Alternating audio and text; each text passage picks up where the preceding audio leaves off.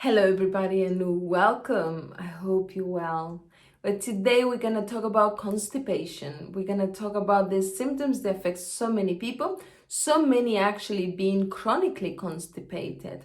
Some of us maybe just had a couple times in our lives when we went to a period of being constipated, maybe when we travel. Some people that travel or go to somebody's house and stay there, they just cannot have a bowel movement. And some others, maybe when they are in the hospital, they just cannot have a bowel movement in the hospital. We're going to talk about that too. But it's also those chronically constipated, they actually depend on laxatives or any treatments so they can actually achieve a bowel movement. Otherwise, they won't be able to do it. But we also have children with constipation. And like I said this before in other videos, any symptom, any disease in your child under the age of 7, the emotions, those hidden emotions are from the mother. So that child is just being your perfect mirror, is giving you a gift, I call it, because that child is saying, hey, that you didn't work, remember those emotions, remember how you feel that time? Now I'm just showing you. And today it may be with constipation, those emotions that the mother cannot show, cannot express. The child is just showing it to you with the symptoms or with the disease. Now, when we talk about constipation, we need to talk just a little bit about the digestion system. So first of all, when we eat something, first of all, we put it in our mouths, we chew it, we swallow it, then it's going to the stomach, which I have a whole video here. So if you have any issues with your stomach, I have a whole video there where I explain the whole process in the stomach. So once it's there, it needs to start the digestion, right?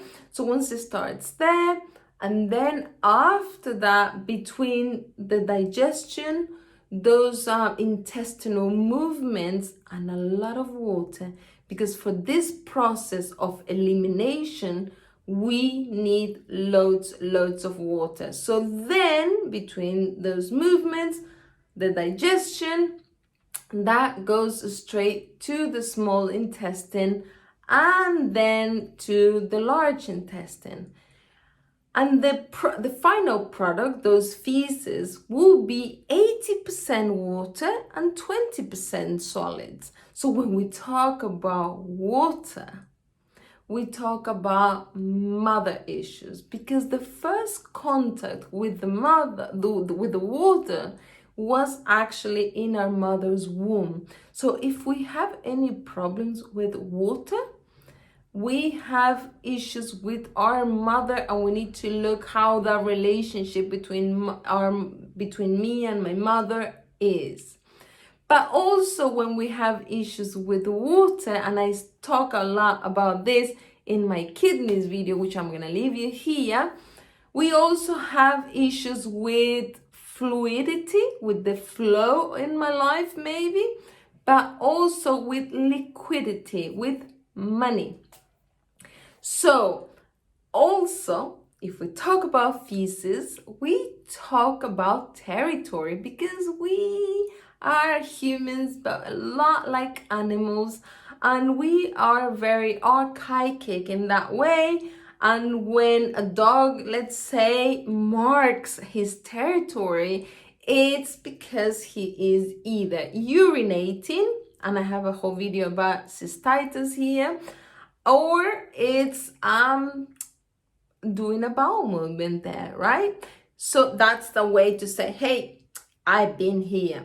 So when we have constipation, we have to look at conflicts like, first of all, conflicts with my mother, conflicts with your mother, conflicts with liquidity, and conflicts with fluidity, and also conflicts of territory. In territory, remember that is everything that I feel that it's mine. My house, my wife, my husband, my children, anything that I believe it's mine. But let's start with conflicts with our mother. When you have conflicts with your mother, it could be, I am retaining my mother. So that's why I cannot eliminate.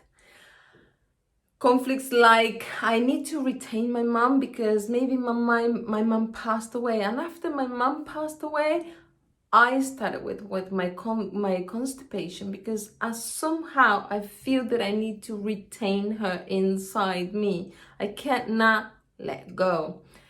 Also conflicts because I never felt the love of my mom. I never felt loved by her. She never showed me that love, and somehow I need to retain this inside me because this is the only thing that I remember being closer to my mom, that water inside me. So that would be another way. Or maybe my mom never been in my life. I never had it. And somehow I retain that time where I actually was close to her, that I had that connection that was with the water in the womb. And then we have the conflicts of fluidity, with the let go, with the flow of my life. Maybe things are just not going in the course that I wanted to go, and things are stuck in my life. Everything feels stuck in my life, and that makes also my bowels to be stuck. Maybe things are blocked in my life and they're just not going with the flow, like a river. It should go like that, but they're just not going. But also with conflicts of letting go, and that means of those things that I feel people did to me that I just cannot let go. And this comes here when we use, even in the vocabulary, the word crap. Oh, crap. This is crap. They done some crap, or some shit, some shit in my life. Somebody done some real big shit in my life, and I just cannot let go of this.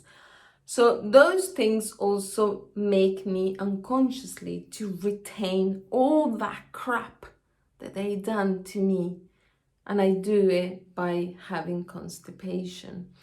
And all of those things that I feel that I cannot advance in my life, I cannot move forward, something that I'm stuck there and I'm blocked in that, and I just can't move forward. Some situation there that I had that doesn't allow me to move forward, and that's when also constipation comes. Also, when the person feels that everything in their life is today stuck. And actually they use this word a lot in their vocabulary, which I also have a video here for vocabulary. And they feel like, oh gosh, everything's stuck, everything is not moving, and everything is just blocked in my life, and nothing goes to plan. That also could be a fluidity conflict. But also those people that have some situation blocked. Maybe it's a relationship that is blocked, or I feel blocked in situations. I feel blocked in my work.